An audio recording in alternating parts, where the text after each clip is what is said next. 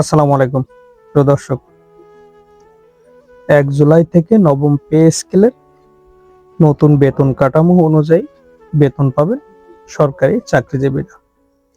তবে 1 জুলাই নবম pay scale কার্যকর হলেও এর বেতন পাবেন অক্টোবর মাসে।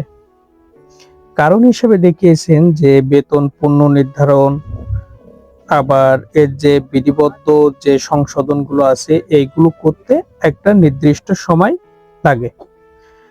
আরো একটা ইন্টারেস্টিং খবর হলো যে বাংলাদেশে সরকারি তথ্য মতে 14,50,000 আপনার সরকারি কর্মকর্তা এবং কর্মচারী, এর ভিতরে 12,60,000 কর্মচারী, অর্থাৎ দশম থেকে 20তম গ্রেড পর্যন্ত এই সকল কর্মচারী 12,60,000, 1,90,000 শুধুমাত্র কর্মকর্তা, এমন তথ্যটাই জানা গেছে।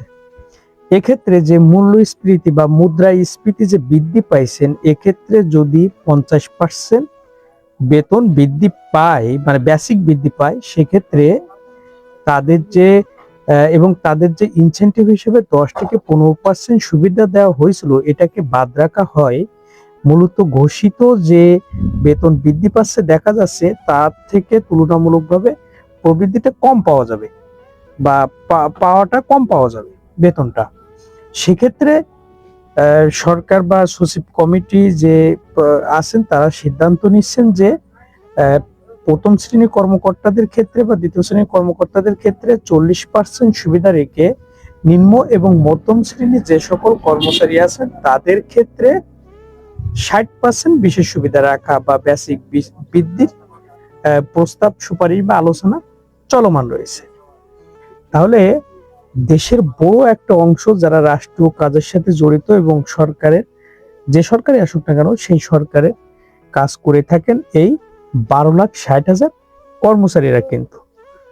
এবং সুবিধা প্রাপ্তির ক্ষেত্রে বিগত দিনগুলোতে সুবিধা বা পে স্কেলে সুবিধা প্রাপ্তির ক্ষেত্রে কিন্তু সুবিধা পেয়েছেন প্রথম শ্রেণীর কর্মকর্তা বা কর্মকর্তারা, এবং নিম্ন এবং মধ্যম শ্রেণীর যে সকল কর্মচারীরা আছেন তারা কিন্তু তুলনামূলকভাবে কম সুবিধা পেয়েছেন। কিন্তু নবম পে স্কেলে সবকিছু সমন্বয় করে এটাকে পে স্কেল যেটা দিতে যাচ্ছে নবম পে স্কেল, এখানে বেতন বৈষম্যটাকে কিছুটা হলেও কমানো হয়েছে। এটা আস্তে আস্তে আরো 2-3টা পে স্কেলে হয়তো এটা একটা ব্যালেন্সে চলে আসবে বা ফুল সমন্বয়তে চলে আসবে, সে পর্যন্ত আমাদেরকে আসলে ওয়েট করতে হবে। তাহলে একটা বিষয় পরিষ্কার হলো যে যদিও 1 জুলাই থেকে পে স্কেল কার্যকর করা হলেও সেটা